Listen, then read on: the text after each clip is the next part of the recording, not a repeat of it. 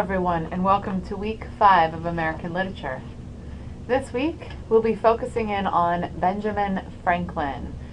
You'll be reading the introductory information, the biographical information on Benjamin Franklin, and his autobiography. In the 9th edition, this is located on 466 to 585. Yes, it's long text. And in the 8th edition, it's located on pages 41 to 596. Then you'll be writing a response paper, a 1 to 2 page paper based on the prompts that I'll be giving you. This is Benjamin Franklin. This is an illustration of the American philosopher, author, and scientist. This is an engraving by H.B. Hall from the original that was painted by J.A. Duplessis in 1786. Benjamin Franklin was born in Boston. He was the 10th son in a family of 15 children. When Benjamin Franklin was 12, he was apprenticed to his brother, who was a printer, and he must have been, he must have been a natural student of the printing trade because he loved books and reading, and he learned very quickly that he liked to write. In 1723, Franklin broke with his brother, and he ended up traveling to Philadelphia.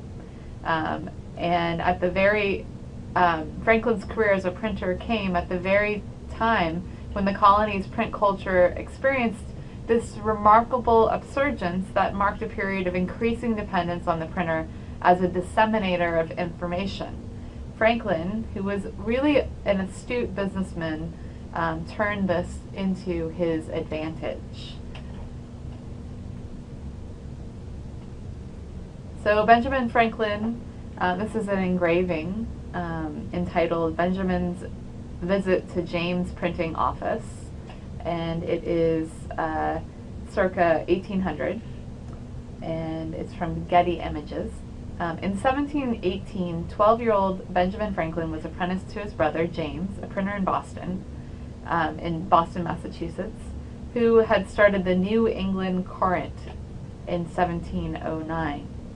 This is a quote. By the time he was 24, he was the sole owner of a successful printing shop and was editor and publisher of the Pennsylvania Gazette.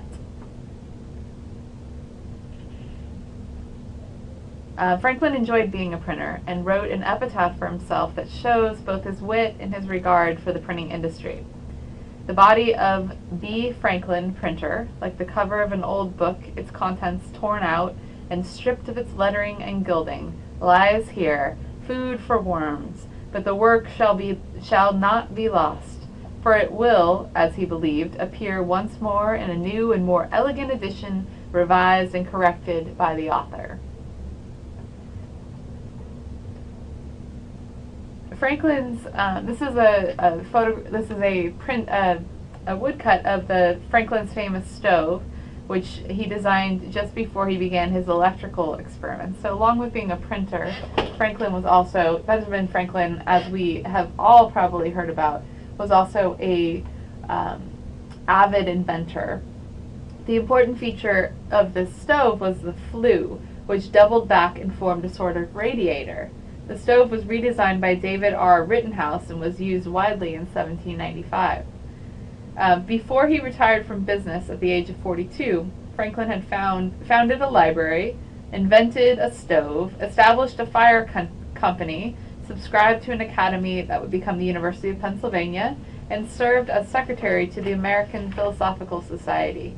It was his intention when he retired to devote himself to public affairs and his lifelong passion for the natural sciences, especially the phenomena of sound, vapors, earthquakes, and electricity.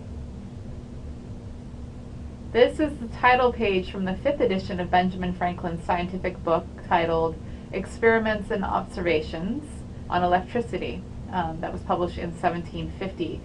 That was written around 1750. The book was published in London in 1774, 23 years after it was first published in America.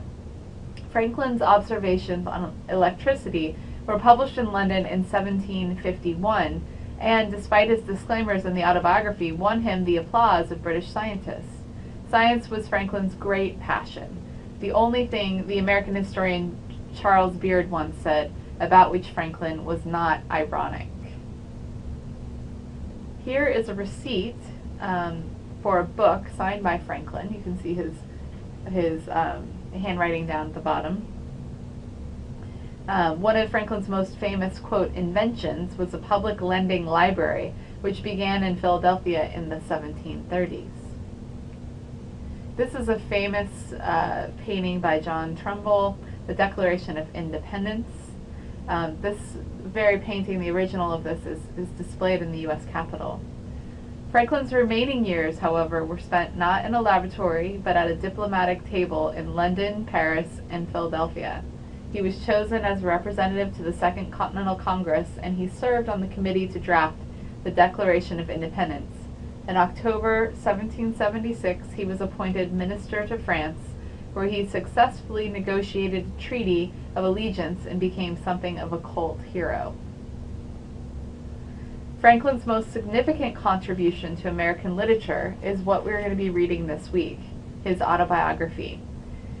He wrote it between 1771 and his death in 1790.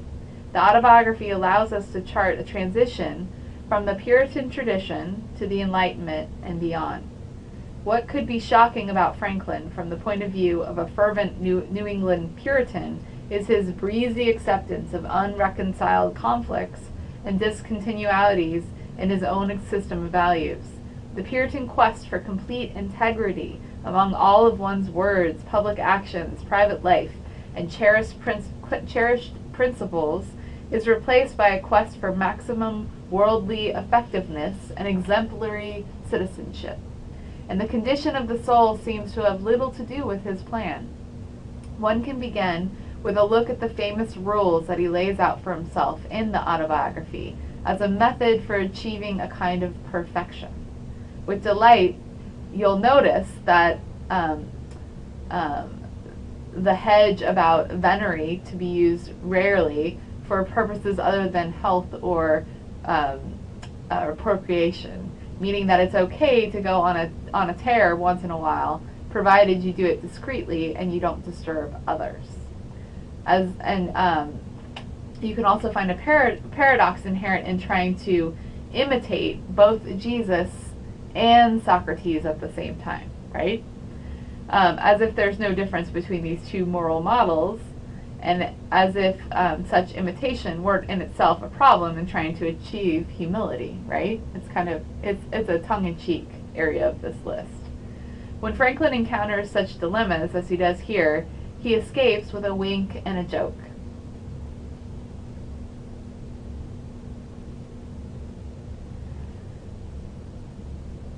What similarities and differences can we see between Franklin's project of arriving at moral perfection and the Puritan practice of rigorous introspection and meditation?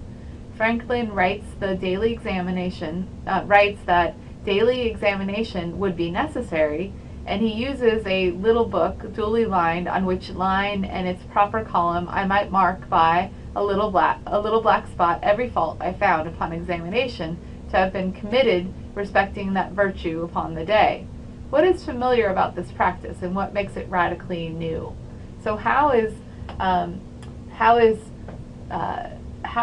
want you to think about the way that Benjamin Franklin thinks about his moral actions in regards to, in contrast to how the Puritans thought about their moral actions.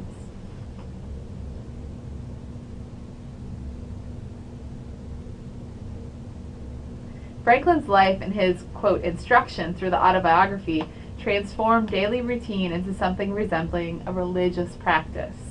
Practical life itself seems to become his secular or deistic religion, governed by precepts, self-discipline, and a consistent desire for worldly self-improvement, so that Franklin's work can be seen as both deriving from Puritan religious method and reacting against it. Materialism and greed evidently aren't the motives that propel Franklin. So it's not that he is materialistic and greedy. That's not what's driving him.